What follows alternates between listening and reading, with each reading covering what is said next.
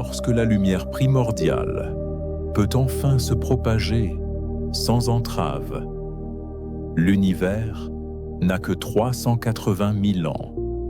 Cette lumière ne quitte pas le jeune univers, car l'univers n'est pas un lieu dont on pourrait franchir la frontière.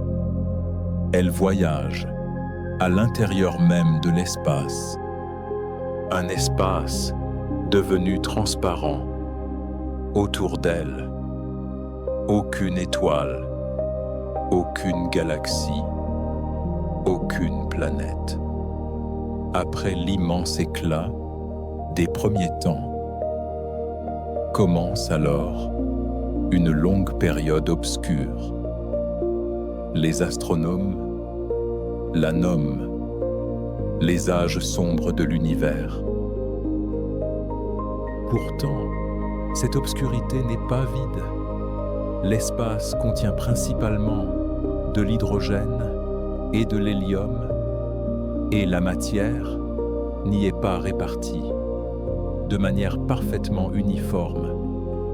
Par endroits, elle est à peine plus dense, ailleurs, à peine plus rare. Ces différences sont minuscules, mais la gravité dispose de temps, beaucoup de temps, peu à peu. Les régions les plus denses attirent davantage de matière.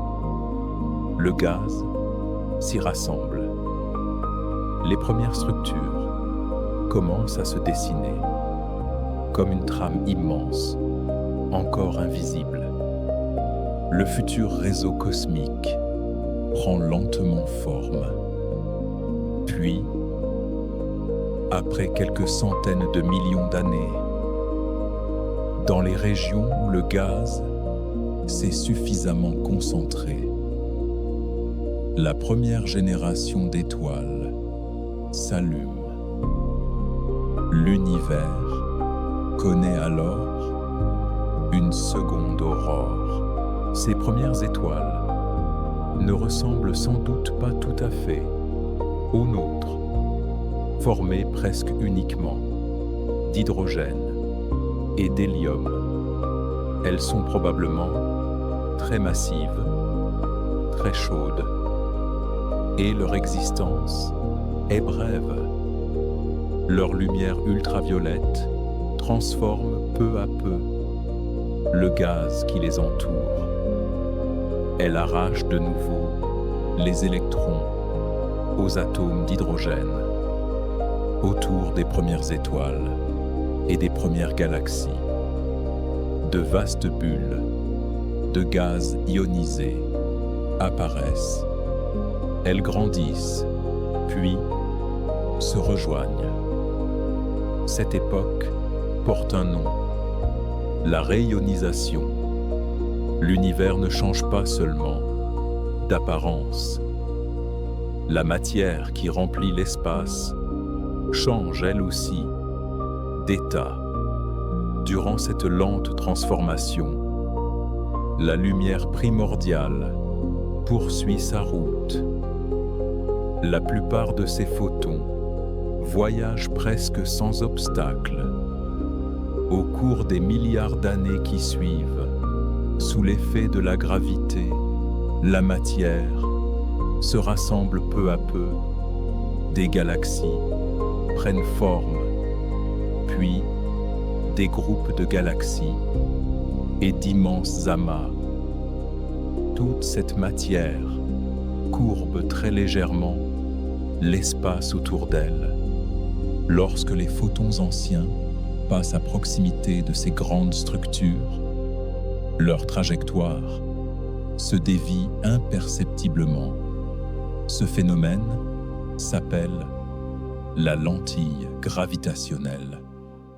Il est presque impossible à percevoir, photon par photon, mais sur l'ensemble du ciel, ces minuscules déviations déforment subtilement l'image du jeune univers. La lumière primordiale rencontre parfois autre chose, au cœur des amas de galaxies, du gaz porté à des températures extrêmes contient des électrons très rapides. Une infime partie des photons anciens croise ces électrons et reçoit un léger supplément d'énergie.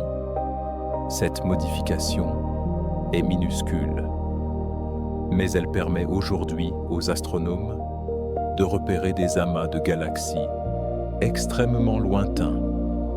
Ainsi, la première lumière ne nous raconte pas seulement l'univers de ses débuts, elle porte aussi les traces de son voyage, les marques laissées par la matière, par les galaxies, par les amas et même par une matière invisible dont la gravité a courbé sa route.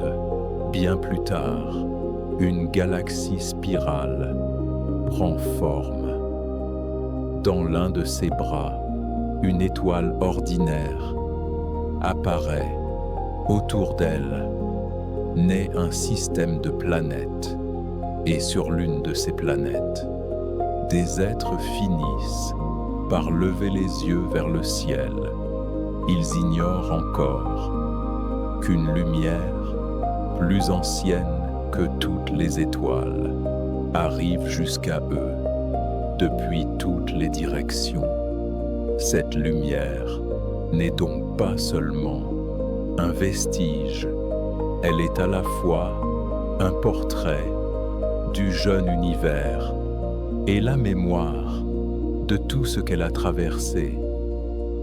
Mais avant de pouvoir lire cette mémoire, il fallait d'abord découvrir qu'elle existait. Et cette découverte allait commencer par un bruit indésirable dans une étrange antenne tournée vers le ciel.